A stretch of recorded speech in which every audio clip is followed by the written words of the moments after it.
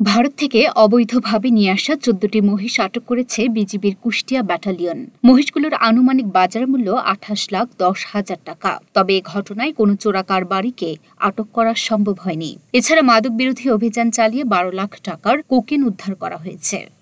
শনিবার সকালে ৪৭ বিজিবি অধিনায়ক লেফটেন্যান্ট কর্নেল মাহবুব মুর্শেদ রহমান স্বাক্ষরিত এক প্রেস বিজ্ঞপ্তির মাধ্যমে এ তথ্য নিশ্চিত করা হয়।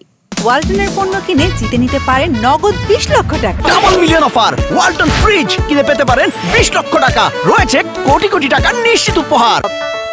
বিজ্ঞপ্তিতে জানানো হয়, বৃহস্পতিবার সন্ধ্যা ৭টার দিকে কুষ্টিয়ার দৌলতপুর উপজেলার ডিগ্রির চর সীমান্ত এলাকা থেকে ৯টি ভারতীয় মহিষ উদ্ধার করা হয়। পরদিন শুক্রবার সন্ধ্যা ৭:৩০টার দিকে ওই একই এলাকা থেকে আরও ৫টি মহিষ উদ্ধার করা হয়। এছাড়া শুক্রবার সন্ধ্যা ৬টার দিকে দৌলতপুর উপজেলার আতারপাড়া এলাকায় অভিযান চালিয়ে ২৪০ গ্রাম ভারতীয় কোকেন উদ্ধার করা হয়। এই মাদকের বাজার মূল্য ১২ লাখ টাকা।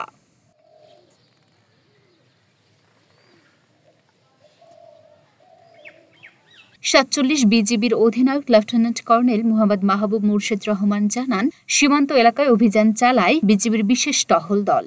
এ সময় মালিকবিহীন অবস্থায় ভারতীয় মহিষ ও কোকেন উদ্ধার করা হয়। এ বিষয়ে দৌলতপুর থানায় জিডি করা হয়েছে। Luna Afroz, Dhaka post.